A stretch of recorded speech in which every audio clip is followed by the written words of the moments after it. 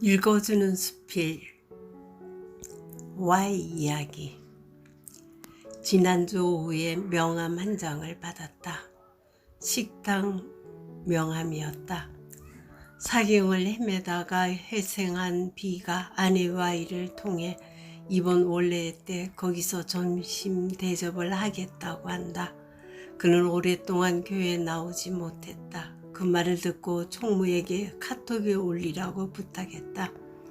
나는 하루 전날 교회 잘 나오지 못하는 회원들에게 전화했다. 어떤 분은 진주에 있고 어떤 분은 전화를 받지 않았다. 그날이 왔다. 이브 예배를 마치고 3개 모 식당에 갔다. 부부 동반 20명이었다. 특별히 얼마 전에 우리 회에 새로 가입한 회원을 일부러 챙겼다. 문제가 생겼다. 차를 타고 삼복도로를 달리고 있는데 전화가 왔다. C였다. 차를 타지 못했다고 한다. 아무 회원 차나 타고 오세요. 우리 차도 5명이 탔고 혹시나 총무차가 여유가 있을까봐 전화했다. 그 차도 5명이 탔다고 한다. 어떡하지? C가 차를 갖고 오지 않았다는 사실을 몰랐다.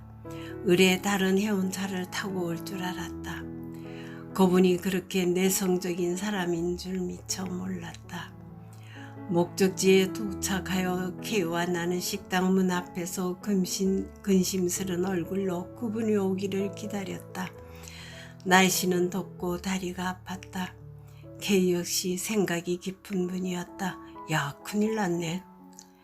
택시라도 타고 오라 하려고 몇 차례 전화를 걸었지만 끝내 받지 않았다.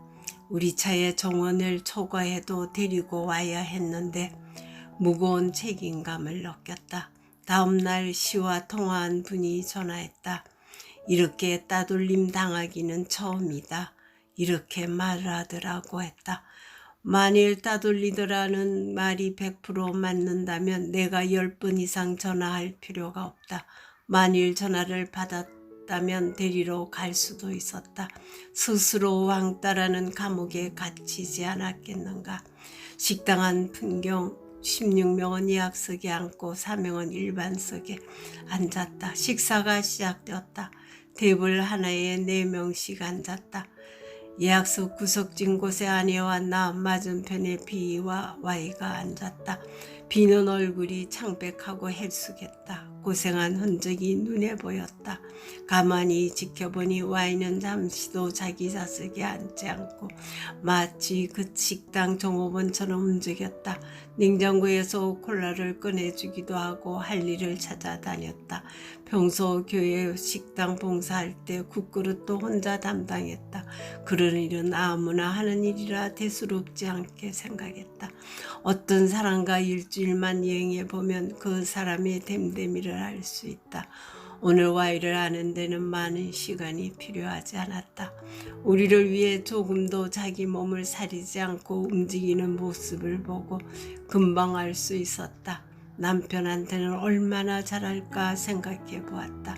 한편 식사하면서도 C 얼굴이 떠올랐다. 토요일에 그에게 전화하면서 아내와 함께 오라고 했을 때 아내는 몸이 안 좋아 동행할 수 없다는 말이 생각났다. 신경이 자꾸 쓰였다. Y가 분주히 움직이다가 남편 옆에 왔다. 남편에게 잘하는 모습이 눈에 훤히 보입니다. 내 말을 들은 Y는 웃기만 할 뿐 아무 대꾸도 하지 않았다. 한창 식사 중에 Y가 나에게 다가와 말했다. 여기 오지 못한 분들에게 곰탕 한 그릇씩 준비할까요? 아니요, 하지 마세요. 그날 쇠고기 맛은 일품이었다. 유명한 활천모 식당 한우 고기 비교할 수 없었다. 나만 아니라 모두 그렇게 생각했다. 비싼 한우를 이렇게 많이 먹어본 적이 별로 없다. 그런데도 밥상마다 찾아다녔다. 고기 더 드릴까요? 아니, 괜찮아요.